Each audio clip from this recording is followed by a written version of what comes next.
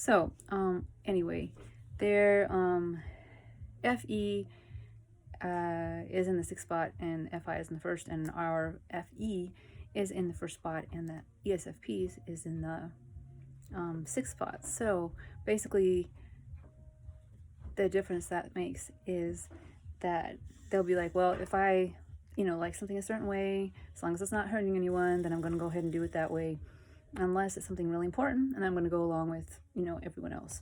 Whereas for the INFJ, it's kind of the opposite, and we are more like, well, we'll just go along with everyone else, unless it's something that's like really important to us, and then we're going to do what we feel or what we like. The ESFPs,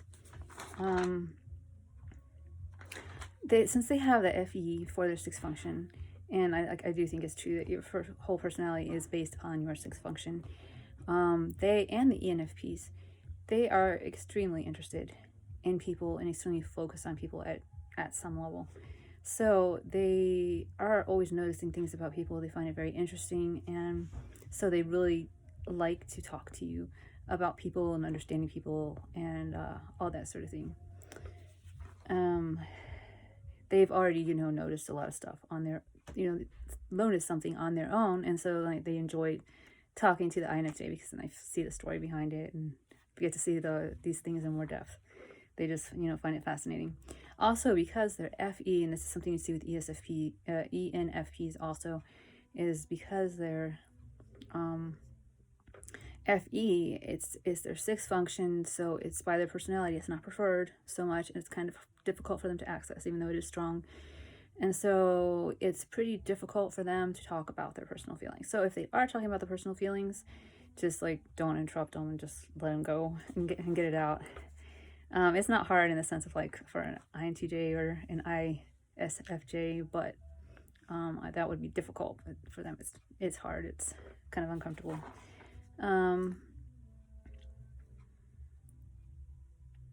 So their NI is in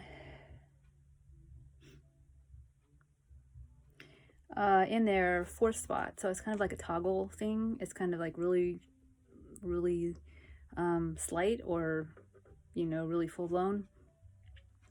And they think it's really cool if you go send them subliminal messages. They're like, oh, look at me, I'm doing some NI stuff, and it can be, from my point of view as an INFJ, it can be either funny or frustrating.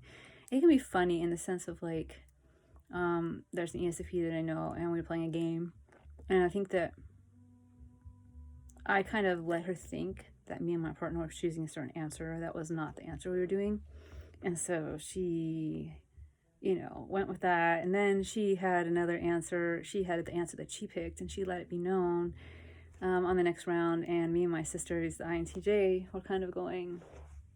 So she knew there was an NI thing going on there, and she took it to mean that her answer was wrong, and it was actually right, and so we got her twice, and so she just thought it was hilarious. She thought it was great, really funny, but that is what they'll either not understand it, or they're like really what's more common is they'll really misunderstand the degree or like the significance of it.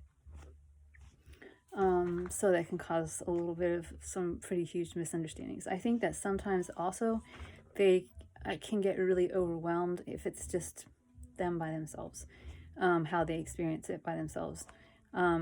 When NI comes, it's kind of a really overwhelming thing in a negative sense of them like thinking of negative outcomes of their future.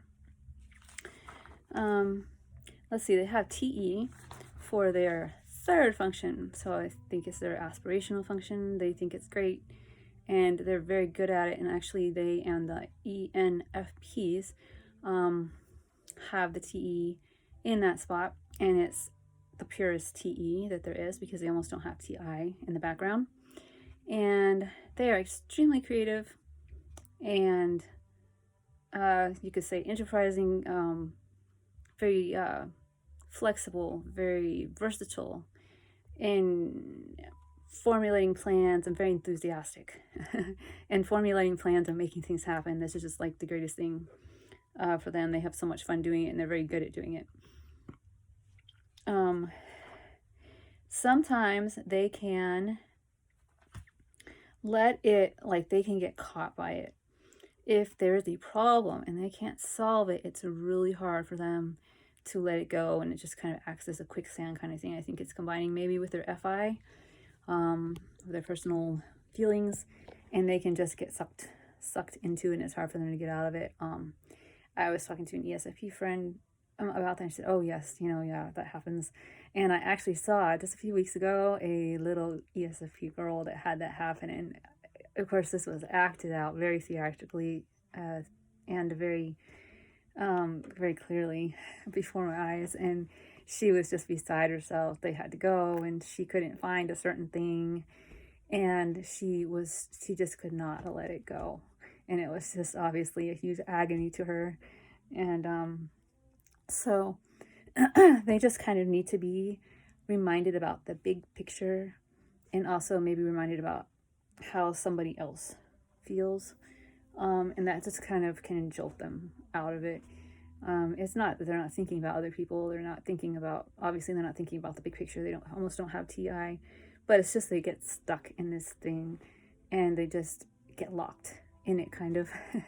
So it can help them to mention something of those natures.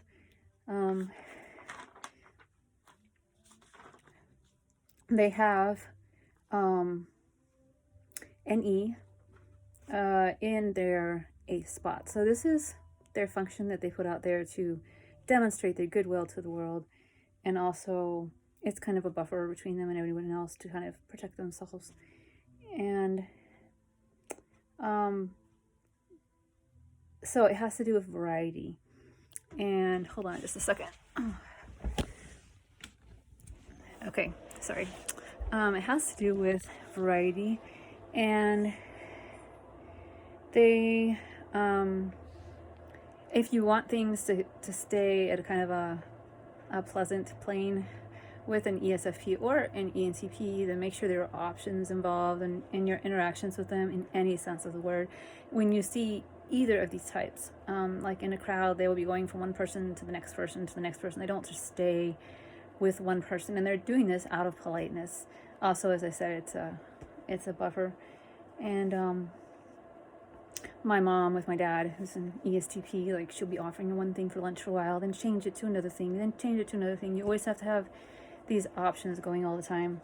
I think that NE also has to do with the fighting thing a little bit, because they don't always want to be in the same mood. Of course, there's their FI, which is always changing from minute to minute. Their mood is changing. But this NE is their face that they present to the world.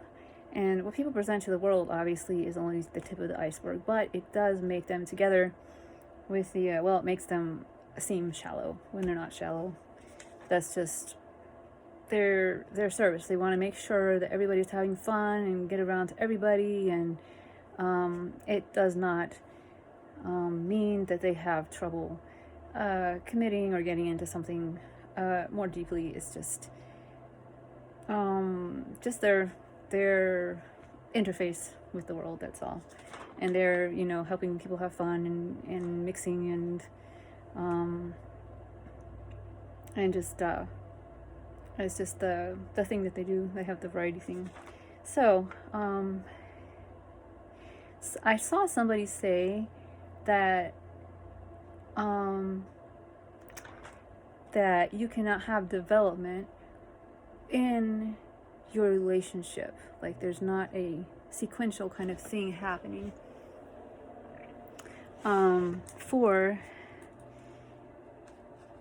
I just thought of something else. I was writing it down. Okay, you can't have a sequential kind of development in your relationship with an ESFP.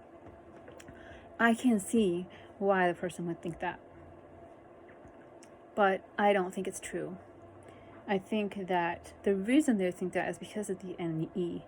Because every time you see them, like they're always presenting something in a different way, and there's like a different form, and you're talking about a different thing, they're not going to be, talking about the same thing or like doing the same thing over and over. So it can seem like there's no progression, but obviously there is underneath. It's just that you have all these different forms of the same things, but the forms are the ones that are changing. On the surface, it's going to look different, but it's not saying that it is different. And like an ESFP that I know, like I said, the variety thing, I wish, like, I'll try to think of some different way to say bye to her, and she's just like really thrilled about that.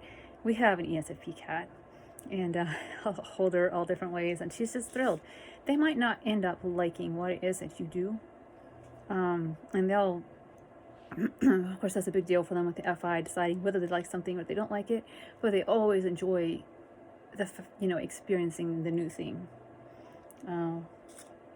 So they have SE as their first function. As we know, they're one of 2 SE DOMs. As an INFJ, see, this is their window on the world. This is how they evaluate things. SE has to do kind of with force and strength in a way, and this is how they're going to see people and evaluate people. You need to show your SE to the SE DOMs. And at some point, you're going to have to, just because that's the language they speak and they're not going to understand you, feel if they know you, if you don't speak in that language to them at some point.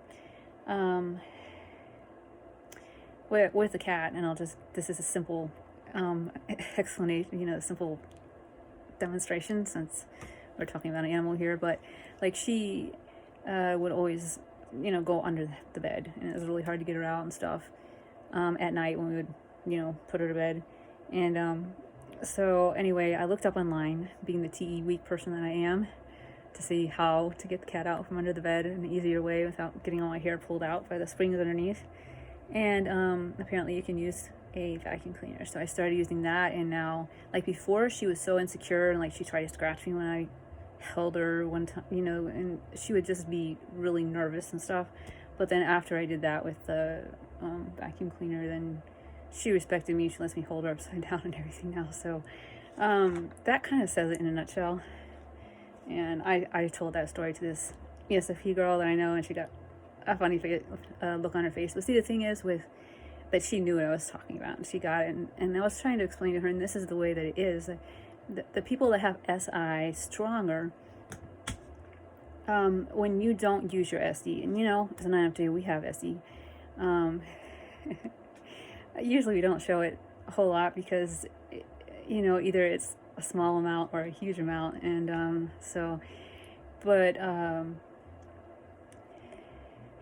any case, if we have somebody that has SE in a strong position in their personality, when they're looking at you, if you're using SI, they're not looking at you and saying, okay, this person has SE, but it's that they're not using it because they're being polite.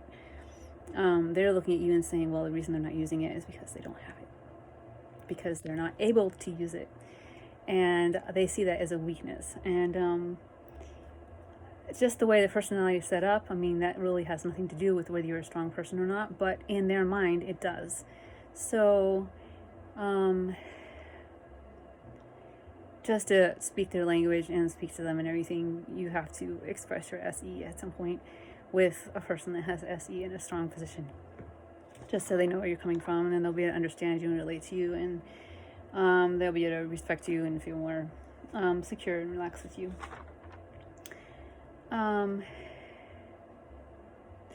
Because of their SE, they have to go experience everything personally. Like, once I've seen one mountain, I'm good. You know what I'm saying? As far as, if I'm just doing it to experience the mountain, not doing it to hang out with people or whatever. But the ESFP is just like, let's experience as many mountains as possible. Let's experience as many different things as possible personally, because they have that SE, and so that really has to do with experiencing things personally. You have, you have to show people that don't have strong NI, and remember, most of the time they don't. You have to show them your NI. You have to put it out there especially in ways where it can be proven. Again, because they need to see your strengths, and that is your strength, your NI. And I know that it's kind of a nebulous kind of thing, but it is strong enough, and if you put some effort into it, you can definitely put it out there. And when I know that I have a friend that is a ESFP that lives in another country, when I can feel that she's feeling discouraged or something, I'll just go write or something. And I mean, there's been various things that have happened, and then she's seen that they did happen when I said it, or with various friends that are, like, have low NI. Like, I can maybe see the person with is and so I'll say something, it's kind of hard in a way because, well, it's not a very comfortable thing as an INFJ to have to do. And also, you're just like, oh my gosh, this is plain as the nose in my face. How could they not see it? And then you start thinking, well, it seems like nobody sees it. Am I, like, imagining it or something? But really, this is your gift. And so just put it out there. And this is something you have to offer people and something you have to be able to help people. So take your chance and put it out there and do what you were made to do.